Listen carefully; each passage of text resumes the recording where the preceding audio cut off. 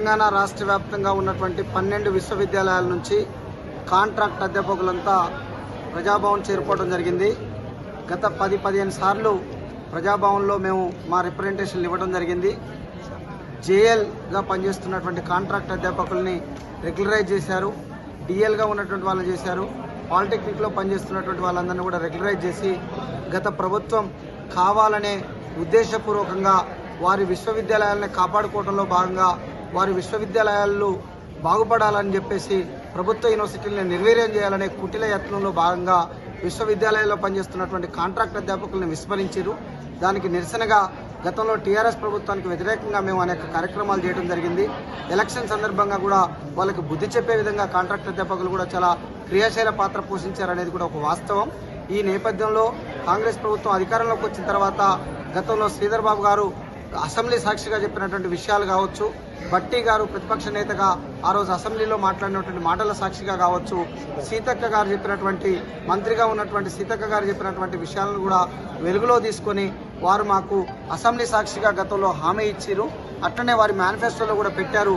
కానీ ఇప్పటికీ 8 నెలలుగా వస్తుంది, ప్రజాపాలన ఏర్పడి 8 నెలలుగా వస్తుంది, కాంగ్రెస్ ప్రభుత్వం అధికారంలోకి వచ్చి 8 నెలలుగా వస్తుంది, ఇప్పటికీ మా ఇష్యూ పట్టించుకోవట్లేదని చెప్పేసి ఈరోజు విశ్వవిద్యాలయాల వ్యాప్తంగా గతంలో 2-3 వచ్చేది ప్రతి విశ్వవిద్యాలయం నుంచి. ఈరోజు అట్లా కాకుండా అందరికందరం అప్లికేషన్లు పట్టుకొని ప్రజాభవన్లోకి రావడం జరిగింది. మేము మా ఇష్యూని పరిష్కరించేంత వరకు మేము ఇక్కడ నుంచి కదిలేది లేదని చెప్పేసి తెలియజేస్తూ ఉన్నాం.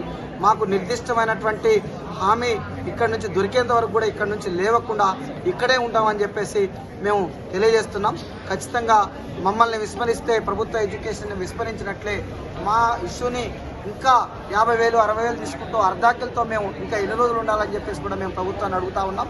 కాబట్టి దయచేసి ప్రభుత్వం సానుకూలంగా వ్యవహరించి మాకు ఉన్న పలంగా బేసిక్ డిఏ హెచ్ఆర్ఏ ప్లస్ 3% ఇంక్రిమెంట్ని అమలు చేస్తూ జీవోని ఇష్యూ చేయాలని చెప్పేసి మేము కోరుతా ఉన్నాం. తద్వారా మా యొక్క సర్వీసులను భవిష్యత్తులో రెగ్యులరైజ్ చేయాలని చెప్పేసి కూడా మేము కోరుతా ఉన్నాం. మేము ఉన్నతమైనటువంటి డిగ్రీలు కలిగి ఉండి విశ్వవిద్యాలయ విద్యార్థులకు మేము విద్యాబుద్ధులు నేర్పిస్తున్నటువంటి మమ్మల్ని విస్మరిస్తే ఖచ్చితంగా అది సమాజానికి నష్టం జరుగుతుందనే విషయాన్ని కూడా తేటతెల్లం చేస్తుంది.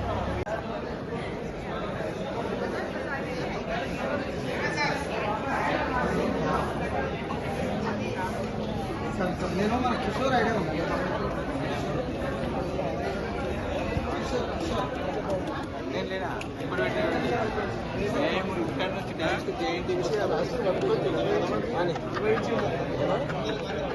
ఏదైనా స్పష్టమైన హామీ వచ్చేంత వరకు ఇక్కడ నుంచి లేచేదే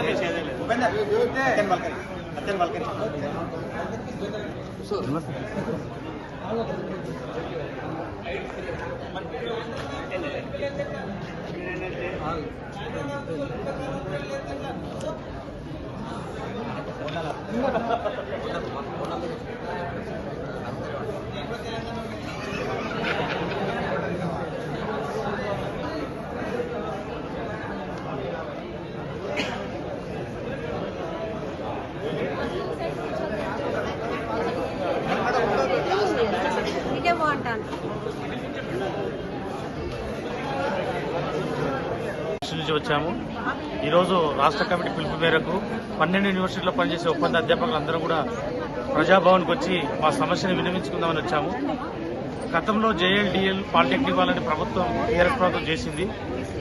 ఈసారి ప్రజాపాలనలో ప్రజాప్రభుత్వం రేవంత్ రెడ్డి గవర్నమెంట్ ఎలాంటి డిస్క్రిమినేషన్ లేకుండా 1445 మంది ఒప్పంద అధ్యాపకులను తక్షణమే క్రమబద్దీకరణ చేస్తూ జారీ చేయాల్సిందిగా విజ్ఞప్తి చేస్తా ఉన్నాం. మేము పాలమూరు యూనివర్సిటీ, మహబూబ్ నగర్ నుంచి వచ్చాము. KU college of engineering and technology from Kakatiya university.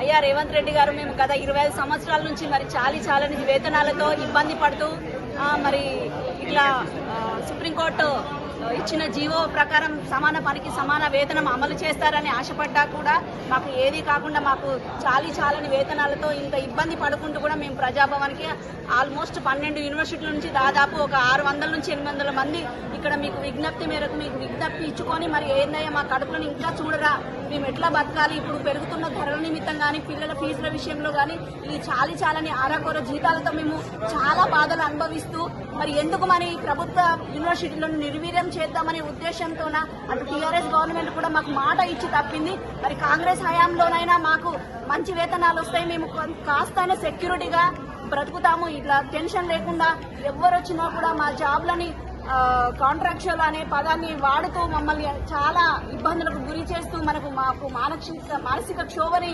మిగులుస్తున్నారు. కనీసం మాకు పే స్కేల్స్ ఇచ్చి మాకు ఒక సెక్యూరిటీని ఇవ్వాల్సిందిగా మేము ఇక్కడ ప్రజాభవన్కు మీకు విజ్ఞప్తి చేసుకుందామని మరి అందరము మహిళలమే ముందుండి మేము వచ్చామండి. మరి దయచేసి సీఎం రేవంత్ రెడ్డి గారు మా మీద దయ ఉంచి మీరు టీఆర్ఎస్ గవర్నమెంట్ చేసినట్టు కాకుండా మాకు మా కంచాలలో కనీసం మా పిల్లలకు మాకు కాస్తైనా ముద్ద పెట్టేసి మా కడుపులు చూస్తారని మేము ఆశిస్తూ Rajeshwari university college of engineering technology. ఈరోజు తెలంగాణ వ్యాప్తంగా ఉన్న 12 విశ్వవిద్యాలయాల నుంచి కాంట్రాక్ట్ అసిస్టెంట్ ప్రొఫెసర్స్ అందరము మూకుమ్మడిగా ఇక్కడ ప్రజాభవన్కి విచ్చేయడం జరిగింది. మా యొక్క సర్వీసుల్ని రెగ్యులరైజ్ చేయాలని, మా యొక్క పనికి ఈక్వల్ వర్క్ ఈక్వల్ పే అనే జీవోని తక్షణమే విశ్వవిద్యాలయ అధ్యాపకులందరికీ అమలుపరచాలని సీఎం రేవంత్ రెడ్డి గారిని వినయపూర్వకంగా అభ్యర్థించడానికి ఇక్కడికి వచ్చాము. ఏదైతే మాకు కావలసిన కోరికను నెరవేరని పక్షంలో ఈ ప్లేస్ ని వీడేది లేదు. మాకు కావలసిన న్యాయము, మాకు ప్రభుత్వం నుంచి రావాల్సిన హామీ వచ్చేంత వరకు ఈ ప్రదేశాన్ని వీడేది లేదు. కాబట్టి తక్షణమే ప్రభుత్వం స్పందించి కాంట్రాక్ట్ అధ్యాపకుల్ని వెంటనే రెగ్యులరైజ్ చేసే దిశగా అడుగులు వేయాలని యూనివర్సిటీ కాంట్రాక్ట్ అధ్యాపకులందరినీ రెగ్యులరైజ్ చేయాలి.